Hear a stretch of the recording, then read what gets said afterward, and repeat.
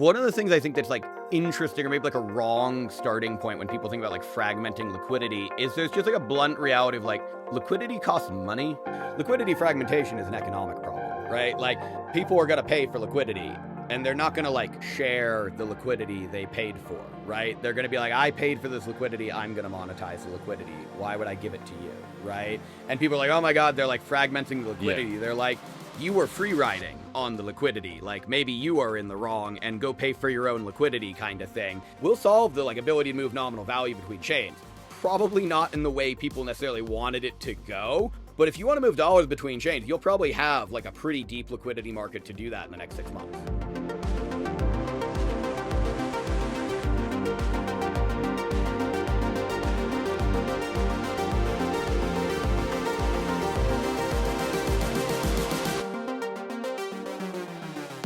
I'm here with Josh Bowen, co-founder of Astria. Astria is a decentralized sequencer layer for the modular ecosystem, and we're going to be diving deep today into how Astria provides sequencing for a lot of apps across DeFi, including their new Flame DEX, which is built on Celestia. But first, before we get started, please make sure to subscribe, hit the like button and the notification bell to get notified when new episodes drop every week. Hey, Josh, how's it going? Hey, Sebastian, going well. Thanks for having me on. Yeah, it's been a long time since I wanted to do this. I first saw you, I guess, like in end of 2023, some Celestia event in Istanbul, and I was like, I got to get that guy on the podcast at some point. And you've been somehow on my list for like this long. So I'm glad I'm getting you on now because Astria went mainnet in October a couple months ago. And so it feels now there's actually things that people can use and actually products that are live that people can interact with. So yeah, what's that trajectory been like? I mean, you guys have been building Astria for quite some time now. How's it feel to be like, a couple of months into mainnet? It feels good. We've had, a few hiccups kind of here and there, but overall we're relatively happy with kind of things. When, we launched mainnet, kind of stealing a term from like my friend Henry over at Penumbra was, we launched the mainnet when the protocol was finished, less so when like the product was finished. And so, we've had this kind of like slow roll to have kind of like, usage and adoption. And that was kind of expected when we said, look, from an engineering perspective, the thing was V1, we were comfortable tagging it that way. We had changes, but like less breaking changes, so we got it out. It's been running. We haven't kind of dropped blocks. We haven't had huge complaints from kind of validators that are running the network. And so overall, we're quite happy with the launch. And then the focus kind of going into, Q1 as kind of, okay, we launched it like end of November. We went into kind of, or end of October. We went in November, kind of holiday season a little bit. Everyone is obviously a little bit tired kind of getting the mainnet out. And so we kind of tried to ramp back into Q1 and say, okay, what are we doing here? And a lot of that focus has been around kind of, Flame and then Formo, one of our kind of partner projects, which is currently not running on kind of Astria's mainnet network. They've been running on their own, sequencing network, same software, it still uses like the Astria stack, but off of its own kind of independent, smaller validator set, and kind of going through that lift and shift migration so that ideally at the end of this quarter, we're kind of where we wanted to be from, say, like my presentation I gave at Modular Summit in Brussels last year about, okay, that kind of gives us like what I've been calling like the foundation of what we want. We have the sequencing layer, we have our bridging to Celestia, and we have Flame as our DeFi rollup, and we have Forma as our NFT chain. And it kind of gives us the foundation that we can then iterate upon and kind of provide, somewhat status quo kind of DeFi, and NFT projects within the Celestia or larger modular ecosystem. And so we're quite happy with where we've gotten now. Nice. I actually just kind of remembered that Forma is also an Astria product, so I guess we can also talk about that. I really like the art on Forma; it's super cool. So what's Astria trying to solve as a problem, really? Like, if you take a step back and look at the blockchain ecosystem and the way things have been modularizing in the last 3 or 4 years, what place does Astria want to occupy within that broader modular infrastructure stack? So I think the key focus for Astria, going all the way back to like when I joined Celestia in like end of 2021. So like a very long time ago, when I was working on like what was called Sevmos at the time and what has evolved in kind of the Rollkit project, but the general kind of goal was to have what I would call like a Celestia native rollup. And what that meant was, I viewed Celestia as this kind of desirable scaling solution where I structurally differentiate it from something like Solana, where the goal was sharding, but what I mean by that is more like fractional block storage. It's the idea of like, okay, what a blockchain is getting many, many nodes in a network to have consensus over data and like specifically like a timestamp of that data, right? Defined by a block height. And there were kind of two ways to make that scalable. You say all the nodes in the network are going to be big, and we're going to optimize the hell out of like, latency, bandwidth, etc. Right? This is like the increased block, what is like increased bandwidth, reduced latency, kind of like Solana meme. And they kind of bit that bullet and said we're going to have big blocks. And then the Celestia side was saying, okay, using in erasure encoding as kind of like the key thing in this data availability sampling, we can have a larger or like a similar like duplication factor, right? Like total replicas of like the data in the network for like, redundancy, reliability, but with smaller individual node requirements via these light nodes.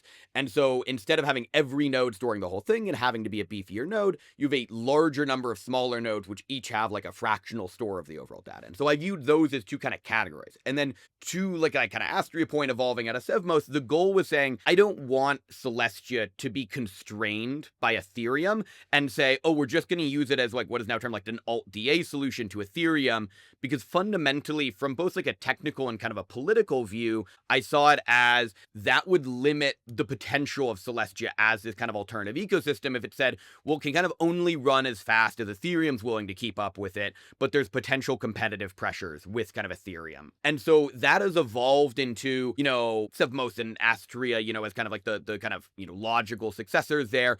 We started as like a settlement layer, and we still serve that role. And the reason for that was that, there were these debates in kind of early 2022 around, does Celestia want to have a bridge in it, essentially, or does it want to act as a settlement layer for rollups, or does it just want to do the DA? And at the time, kind of, Mustafa and the rest of the Celestia kind of core team was pretty strongly opinionated that like, no, we don't want to like, the term used then was like enshrine a settlement layer. They wanted to have kind of like a market of settlement layers that kind of come up and say, okay, one of these will kind of provide, settlement or this kind of bridging hub for them, right? And so that was what Astria set out to do initially. To a large extent, we still do that. We are like a settlement layer. We bridge TIA and other IBC assets via IBC onto Astria. And then from Astria, we have our own rollup bridging protocol upon which like Astria rollups can bridge from. And then going to the point of kind of both decentralized sequencing and shared sequencing, how we got there was, one, again, thinking in this kind of mid 2022 timeframe, we were relatively early into this kind of modular rollup exploration.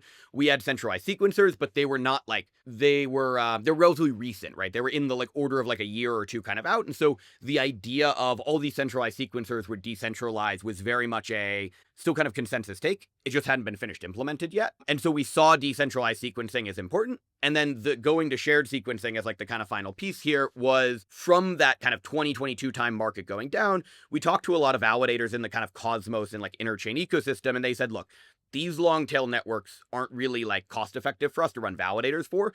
And so we were seeing a contraction in number of networks that validators were supporting.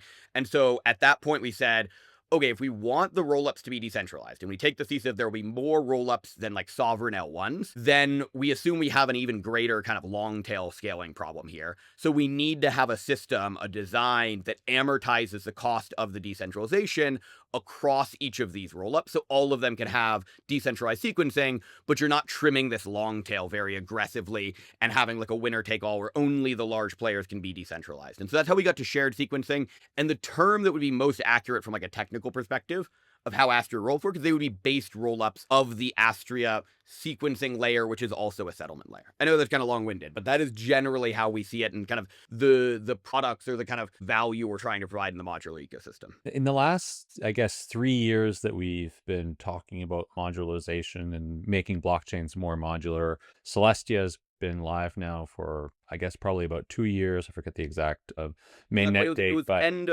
It was October 2023, I think, was the main. I think it was like okay, October so it 31st, hasn't even been 2 2023. years. Yeah. So what are the main lessons we've learned, going back to those initial ideas about making blockchains more modular, the lazy ledger white paper, some of the ideas to come out of Celestia and the rollup ecosystem. What would you say are the main lessons we've learned in terms of what worked or what we expected to be the case, or where have things not gone the way we were thinking, or, are perhaps suboptimal now that we have this very complex infrastructure stack? Yeah, so I think the key thing, like, right, if I pick one thing, it would be like proofs took longer than we thought they would, or like proofs are harder than we thought they would be. And so this both applies to like fraud proofs. And so, the initial example of like trying to do fraud proofs is like a single shot fraud proof, right? And the terminology is going to clash a little bit, right?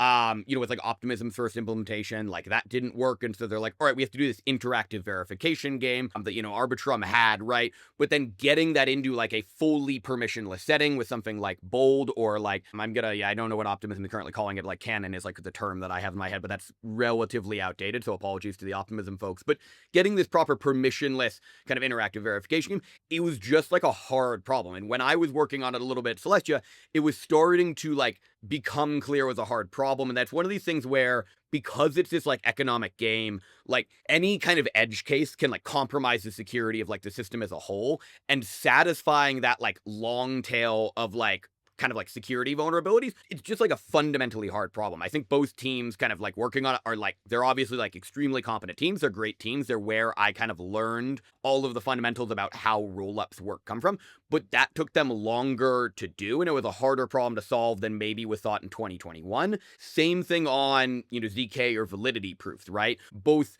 they were a little bit harder to do and they took longer to do, but also the cost kind of reduction didn't come down as fast as I think people wanted to, right? Today it's not super trivial to do, just take an EVM chain, just pass it through, a ZK VM, whether you pick, Succinct or Risk Zero or one of the other ones, right? And get a proof out every block for, call it a 30 million gas EVM block on a 2-second block time or something. It's just non-trivial from a cost perspective to do that, but also from a latency perspective. Fundamentally, my view of kind of the key distinction between a rollup, and again, this is a very, very Astria biased take, of a rollup with a decentralized sequencer, and we say it's a decentralized lazy sequencer, borrowing some Celestia terminology. The key distinction between that and an L1 is you still have a network that is coming to consensus over the data underpinning the rollup. But what that network's not doing is it's not coming to consensus over the specific state root of any given rollup. So like, we have a shared sequencer. You could have 100 rollups running on the same, essentially like message bus here. Each one is deriving a subset of that data and running that through like an execution path, whether that's an EVM, a move VM, an SVM, whatever, right? But then from like a bridging perspective or a user security perspective, they're interacting with one of these discrete state machines. And generally in like an L1, you have the consensus network actually giving you kind of consensus over a state root of that actual execution. In a rollup design, in like a based rollup or a decentralized sequence lazy rollup, whatever, what you're assuming is you're not doing that for each rollup, and instead you're going to rely on some kind of proof system where maybe you have an optimistic mechanism where some semi-trusted actor is making an attestation of, here is what I claim to be the valid state root, and this is to some degree a pre-conf. And then you have some challenge mechanism. If that person kind of like lied about that, you have some withdrawal delay to kind of secure the bridge that is kind of, interacting with. Or you would have validity proofs produced on top of that state root, and that validity proof would essentially be a replacement for a committee kind of thing. And that's structurally, in my view, the difference between like what is a rollup and what is like an L1. And fundamentally, just the proofs were harder to build than I think people expected in 2021. Okay, interesting. So, like, the idea here, I liked how you describe Astria as a message bus. I think that for me is a much clearer terminology than some of this very esoteric terminology that we have in crypto. I wish everybody would just start naming components in blockchains as components in PCs. It would make, I think, life a lot easier. But yeah, so a message bus, a sequencer is essentially a message bus. It sort of decides which messages get passed first, or in this case, which transactions get settled first. In the case of a decentralized sequencer, early on when people were talking about sequencers, I can't remember who coined this, but someone said to me on a podcast once, like, a decentralized sequencer is just another blockchain, or like there's no such thing as a decentralized sequencer. At some point, the scalability of that message bus starts to hit limits. If there are perhaps hundreds or maybe thousands of rollups leveraging that decentralized sequencer, it also starts to hit limits. And we start getting the same scaling problems as we have with regular L1s, right? That were smart contracts and computing for bandwidth. How do you think about that, sort of moving the scalability to a different layer of the stack, and how can we address that issue? Presumably you guys are using, I think you're using Tendermint. that scaling problem is probably a long ways away. But how do you think about scaling that message bus so that we don't start hitting those limits in the future? Yeah, it's like if there's like fundamentally, right? One of the things about like a message bus is, and again, like the Solana people are somewhat correct in like their terminology too, of like increased bandwidth, reduced like latency, right? Those are really the two variables we're kind of looking for. And if you look at like, go all the way back to like, Bitcoin, right? It's like, I don't know how large a Bitcoin block is, like 4 MB or whatever now, right? With the SegWit, I'm gonna get my terminology wrong, on like 6 minute block times, right? And so like, okay, 6 minutes is very long. Okay, Ethereum has like 12 seconds. Now we're like, we'd like, whatever, like 2 seconds or 1 second or 500 milliseconds or whatever, right? So that's reducing the kind of latency. But fundamentally, your constraint is just like bandwidth, right? And if you have a decentralized network, there's some level of it's kind of like a hard wall. And what I mean by that is, okay, if you're using like a Byzantine fault tolerant network like Tendermint or, Hotshot or something like that, right? A Byzantine fault consensus, right? You have however many rounds of consensus you need across however many nodes. You have whatever your scaling properties of communicating between those nodes. And then you have like the speed of light, just says like, you can move this much data, this quickly, right, across the globe. And you have this many nodes in the network. And it just gives you this bound where I think from some level on like the latency side, like we're pretty close to like the low bound. And what I mean by that is like, okay, like, you're looking at like Monad with Monad BFT wants to have like 500 millisecond blocks, but then they have like this like 2 slot finality delay. It's just they're kind of rejiggering exactly how like the BFT kind of voting scheme goes. But there's a little bit of like, we're not going to get to like 50 millisecond like block times on like a decentralized, like actually getting commitment. Just like no one's going to go tell you, we're going to get 50 millisecond like block times, right? Because you're like, yeah, this is like speed of light just says no, right? And so, in that level, right, there's this kind of constraint. I think in specifically like a Tendermint kind of Comet BFT, we're not quite there. It's kind of well known is, and I'm gonna use all like harsh-ish terminology, but there's not like a criticism anyone on like a technical sense. Like Comet BFT is like a phenomenal public good, like extremely important, extremely valuable, right? It lets people get off the ground with like, like to some degree like the first practical Byzantine fault tolerant. But everyone's kind of aware that like, the like flood gossip is kind of like bad, and like the block propagation, the transaction propagation is like very inefficient from like a usage of bandwidth in the network kind of thing. And so that's kind of next of like how we're thinking about kind of scaling, but it doesn't get us what I say like it doesn't get us like a magical land of like infinite kind of scaling thing. It just kind of brings us much closer to this kind of end game status quo of like, this is how good we can do. We can push this much data with this node requirements across this many nodes at this latency. And we're looking to do that. And like, optimistically, we've written it into kind of Q2 to start looking at that. We probably only poke into it a bit in Q2 and maybe Q3 we start implementing. I've talked to like, dev over at, Osmosis a bit about this. The Celestia guys have their vacuum spec on this. The Monad BFT guys also have, RaptorCast as like an option for this. So there's a lot of stuff kind of in that that's just like, what is just the raw throughput of data? I think, again, going to the proof thing, one of the things that's been interesting is, to some degree, kind of thinking about like how much gain do you get by being like lazy, or in, again, to reference like Monad's thing, they would call it like async execution, where they're essentially separating the consensus bit from the execution bit. And structurally, to me, that looks very similar to like a lazy sequencer, where the lazy sequencer is just responsible for consensus. You have a rollup full node that's going to do execution of that, right? And actually, like, you can separate that, but it is this question of like, actually, how much are you gaining? And I think a little bit of it's like, from like a latency perspective or from a bandwidth perspective, like not that much. So a little bit of this kind of question in my head, and it's been something I've been thinking about since East Denver and talking to people, is I think we're relatively close to, what I would say is like a relatively hard wall, in that like we're not going to get like free like orders of magnitude improvements on like overall bandwidth we get in a decentralized system. And right now our effort is kind of saying, okay, but like go slam into that wall, right? Like maybe we have questions about like maybe that wall is pretty hard, but like at least get to the wall. And then we can reevaluate from there and say, okay, what are the really tricks here? But it's a little bit of like, you're not going to get that much gain of like, I've like, trimmed latency out of my like execution bit, because you're just going to run into this, like the latency is defined by like the speed of light and the number of nodes in the network, and you're not going to get 10x better. And maybe you trim 20%, but at some level it's like who cares if it's like 280 milliseconds or like 260 milliseconds? There's just a degree where like you can't even make a marketing pitch about those numbers anymore. Yeah.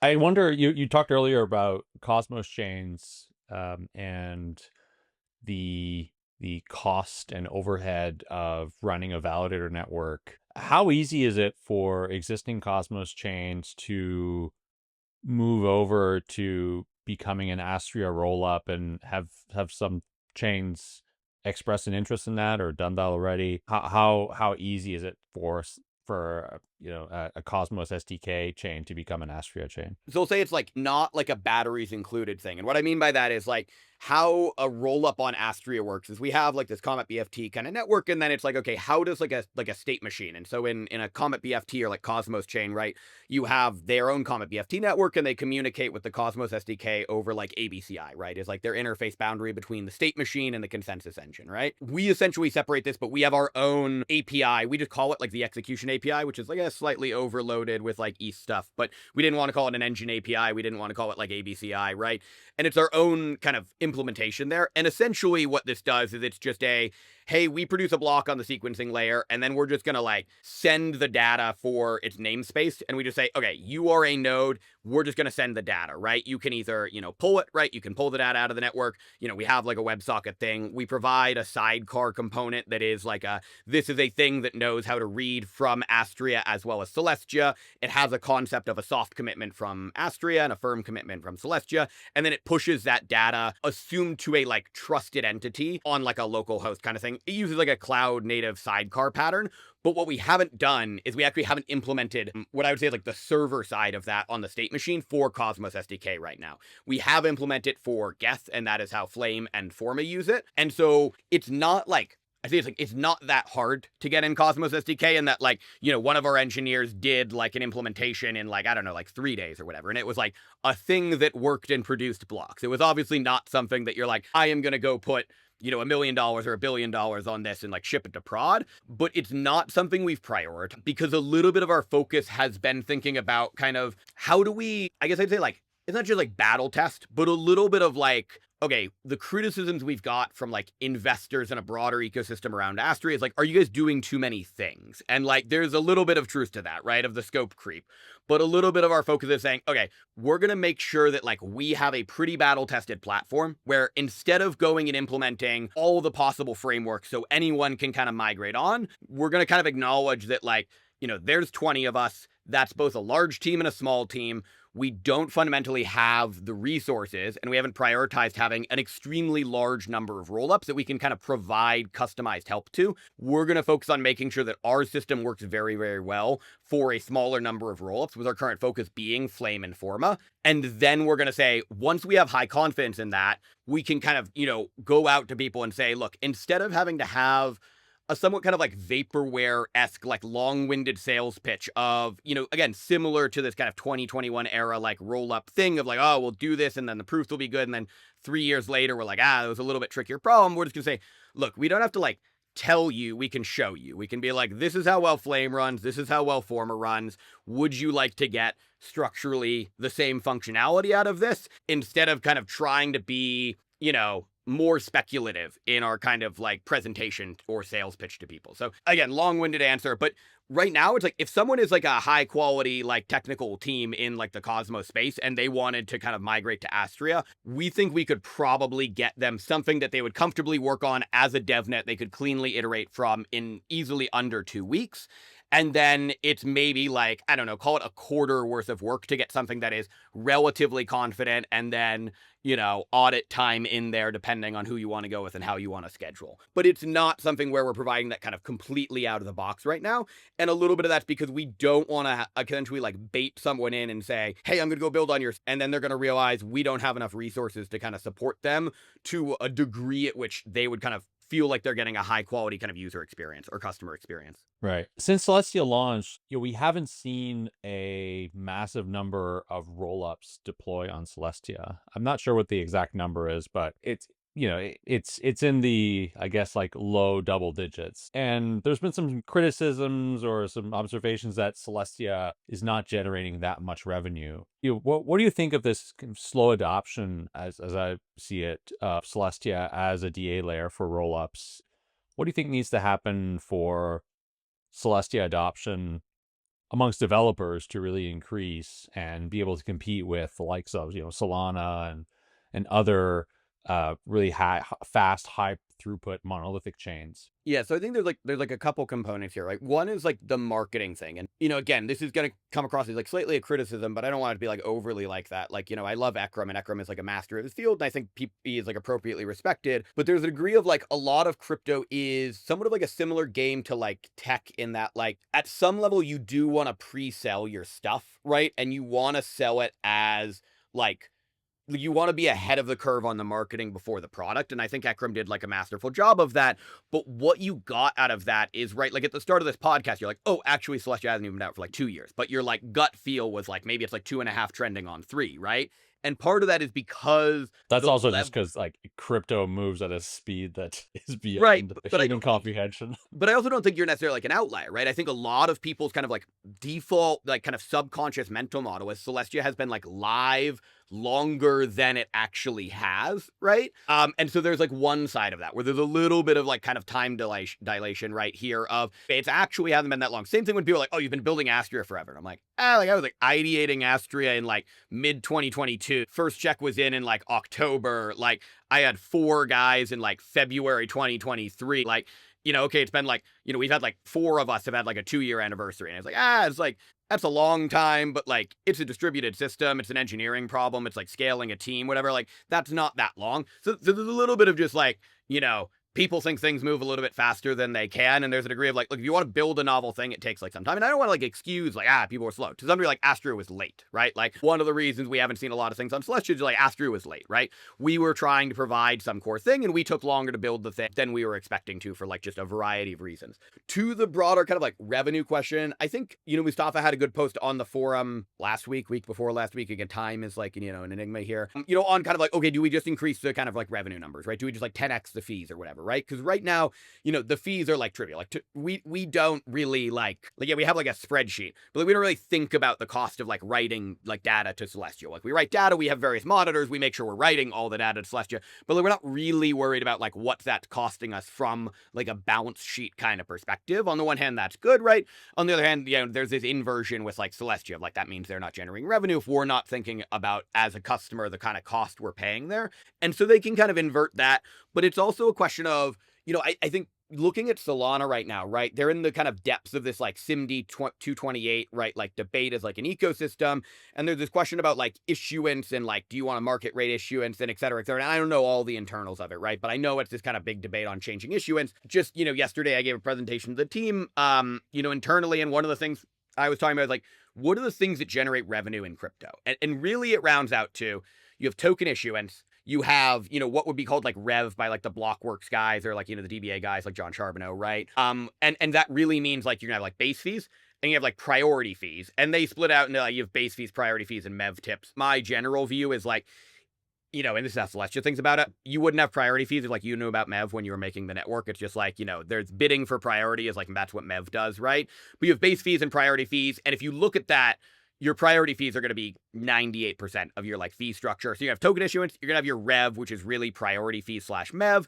And then you're going to have like front end app fees. And then you're going to have like swap fees. And then to some degree, you're going to have like lending markets, but a lot of lending markets don't have like a fee switch on where ETH is the dominant lending market environment. Aave had a proposal for that. But there's this degree of like not that many things as categories generate kind of a lot of revenue in crypto. And so I think that's fundamentally something that has to be kind of evaluated as like an industry as a whole is, what are the things which generate revenue and what are the things that are kind of sustainable? How much does it cost to run a thing? Who needs to generate what revenue? So there's that marketing thing. There's that going to maybe like the adoption piece on Celestia.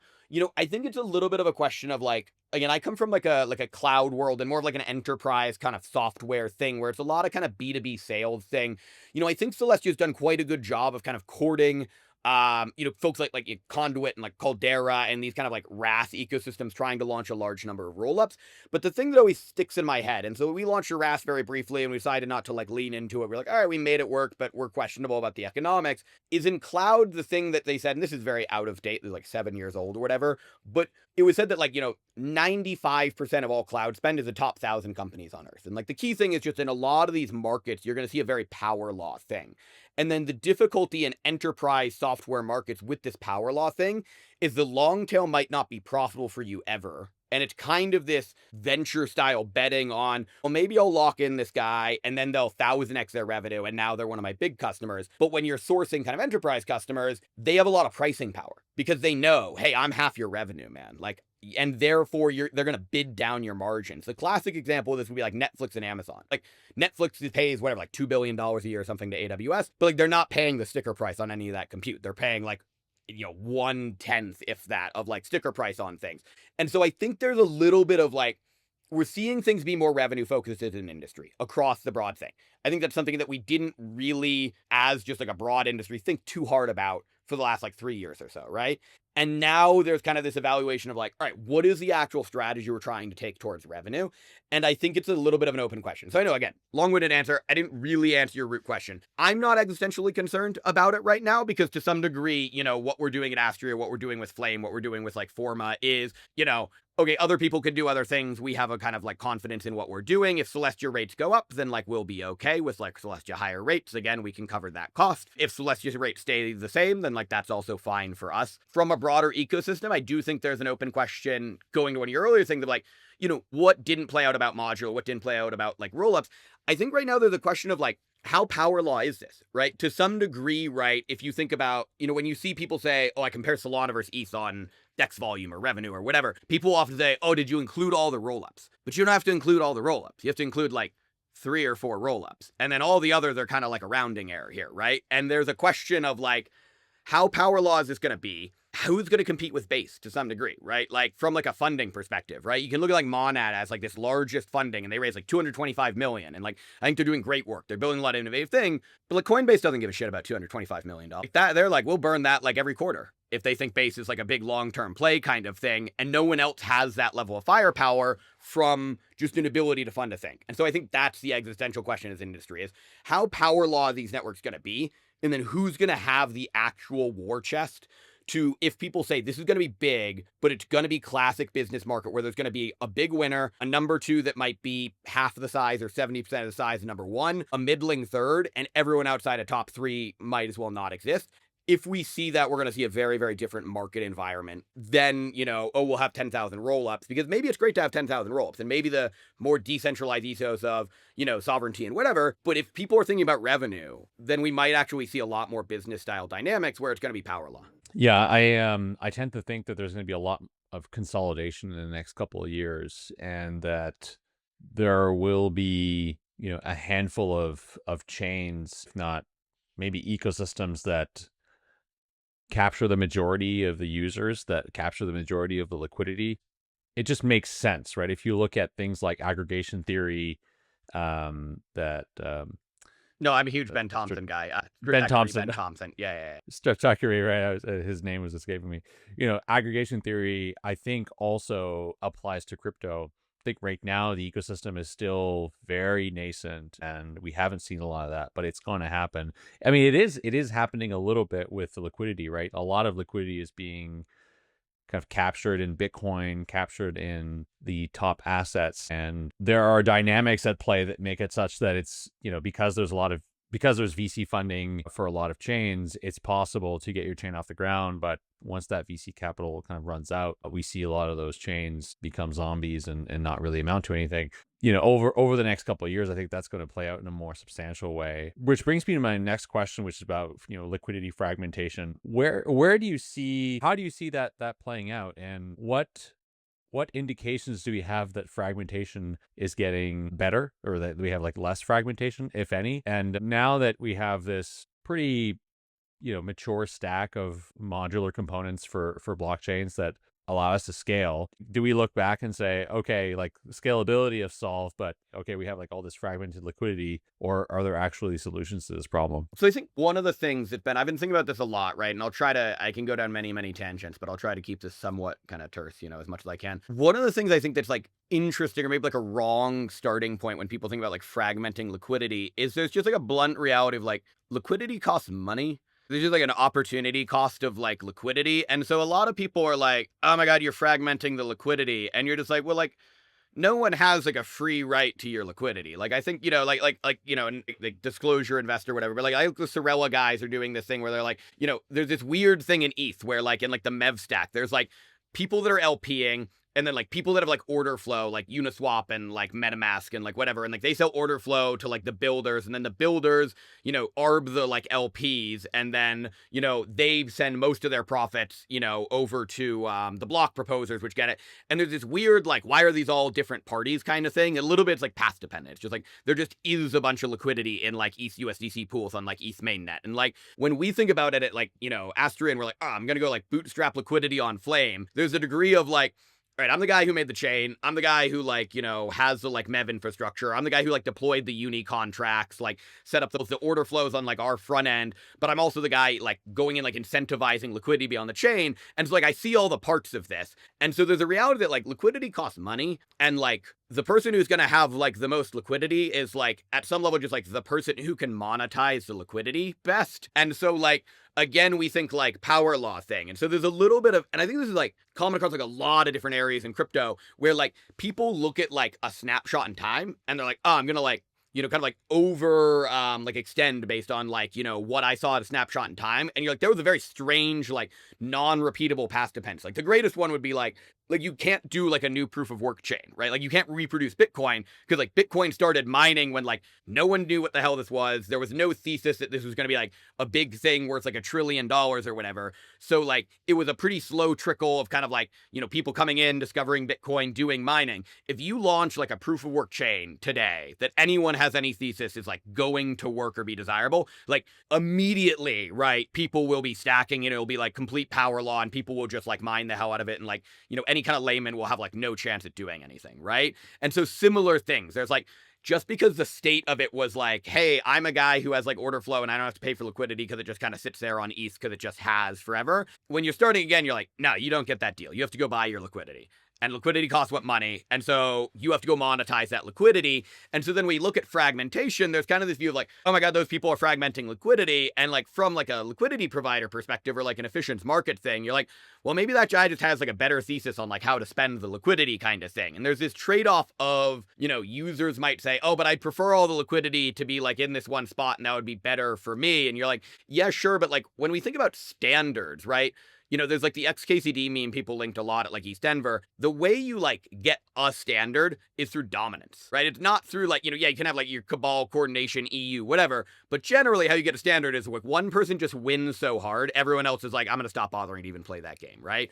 And I think that's, if we're going to see liquidity like consolidate, it's going to be because someone wins so hard that everyone else just says like, I'm not even going to play, right? And I think there's a lot of kind of, not dread, but that there's like a existential concern about like, well, no, we don't want to solve the problem that way. We want the liquidity to not be fragmented, but we don't want it to be because like one guy has 90% of the liquidity and we all have to pay rent to them if we want to use the liquidity kind of thing.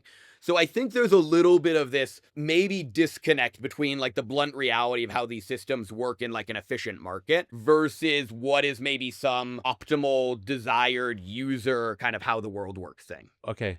So your take is that, if I can just summarize this, is that there's more to the idea of liquidity fragmentation than what most people think, because the cost of liquidity doesn't get taken into account. People throw around this term of like liquidity fragmentation as, I guess, as a given the infrastructure and how it has been modularized, and there's just like these different kind of incentive pools. But in fact, it's more of a question of what it costs for liquidity to be sort of sitting on one platform at any given time. Yeah, I guess if I had to summarize it in like a little bit, like I said, like people thought liquidity fragmentation was a technical problem and we're trying to propose like technical solutions to it. Liquidity fragmentation is an economic problem, right? Like people are going to pay for liquidity, and they're not going to like share the liquidity they paid for, right? They're going to be like, I paid for this liquidity, I'm going to monetize the liquidity. Why would I give it to you, right? And people are like, oh my God, they're like fragmenting the liquidity. Yeah. They're like, you are free riding on the liquidity. Like, maybe you are in the wrong and go pay for your own liquidity kind of thing.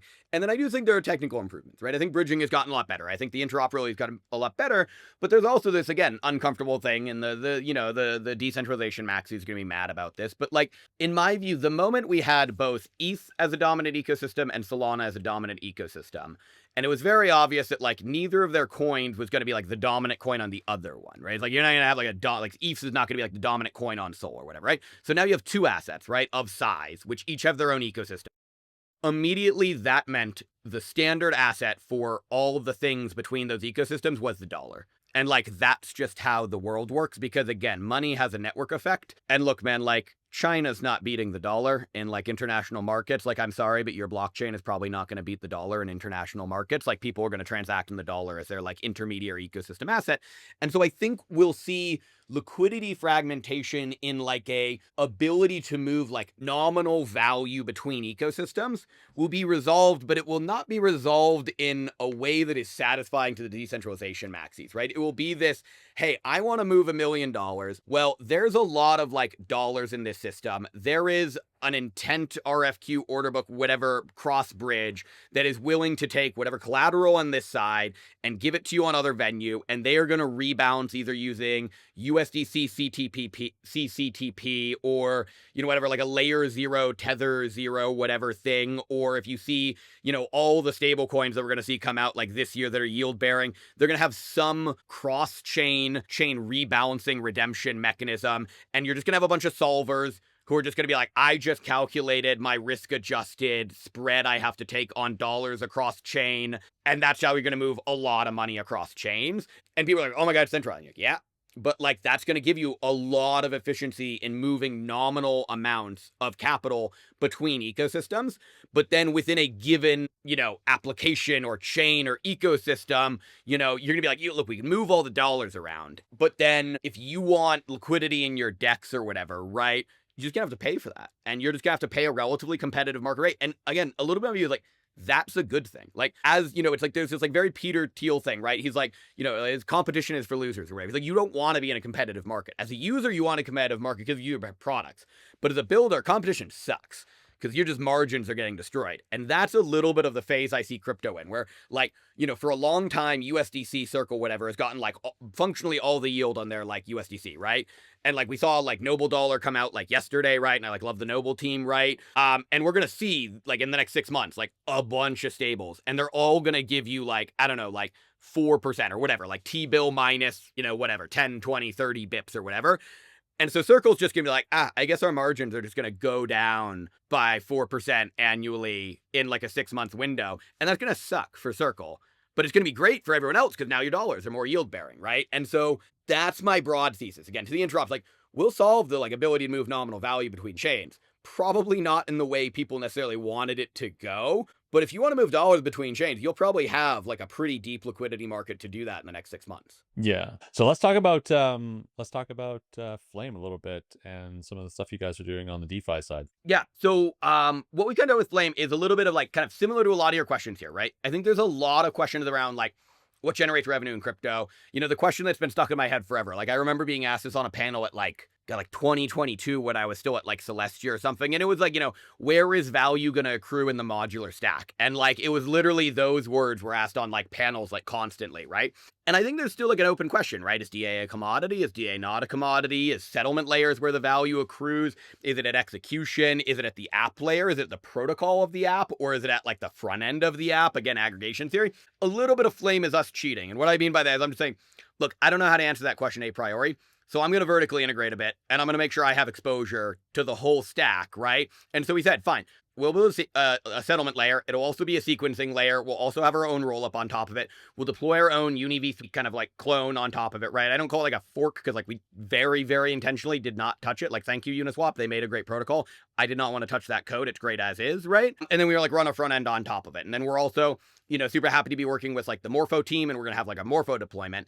And if I go way, way, way back to like mid 2022, like the first like pitch talk I had for like Astria, the vision we had when we were still like a settlement layer and we weren't thinking about shared sequencing yet was I had these like these like 4 boxes, and I had like Celestia, and then I had Astria on top of that, and then I had 2 rollups on top of that. And one was the DeFi rollup, and it literally in the box it said Uniswap plus Aave. And then the other box, it just said NFTs. And so to some degree, like, that is what we've done. Like, I have Forma, that's my NFT box. And sure, I have, like, Uniswap, and then I have Morpho in, like, this other box. And, like, the reason we've done that, going back to kind of a revenue, is, like, what are the things kind of generating revenue in this space? Really, it's swaps on spot, and it's lending. And lending revenue is a little bit dependent on the fee switch, and we'll see like what Aave does with like their governance fee switch proposal, whatever, right? And we wanted to kind of say, okay, let's go make sure we can provide, again, going back to this Celestia native thing, not dependent on Ethereum as like a protocol or a network at all. Let's make sure we can provide the status quo base case of what people do in DeFi, what is the majority of volume of TVL, of like user activity. Let's make sure we provide that for the Celestia ecosystem. And that's what we've really focused on kind of getting out with Flame. And, you know, that's kind of what we have. Now, we do have a bit of optimization too. Quite frankly, like the front end that we have is like not very good right now. And so like, that was, again, in the scope creep, that was like the last thing where we had like, you know, one of our employees has been with us forever, you know, he's like great, you know, Jesse, but like he was like half his time was building like a front end kind of thing. And then we're like, all right, we need a front end. The new, you know, administration's in, you know, they're throwing out the lawsuits for, you know, MetaMask and like Uniswap. We're not worried about running a front end for our protocol anymore. And so we staffed, you know, a front end team starting in kind of January with 2 more people on. And so we're rebuilding a front end. And really what we want is to say, okay, let's do this Celestia native DeFi. Let's see how much kind of latent demand there is for interacting with TIA as an asset. You know, one of the terms we thought about using as like a marketing term, like, you know, do more with your TIA, right? Right now people say, oh, there's not that much to do with TIA right now, right? And so we want to make sure they can have like this status quo of what can you do with a given asset in another ecosystem? What can you do with ETH? What can you do with Solana? Make sure people have a venue that is Celestia native where they can do that with TIA, right? They can take their TIA, you know, they can liquid stake it through, you know, Drop, or they can go through Milky Way, or they can go through Stride. They can get that on Flame. They can get USDC from Noble, right? You know, we're really excited to support like USDN from Noble, so we have a yield-bearing asset.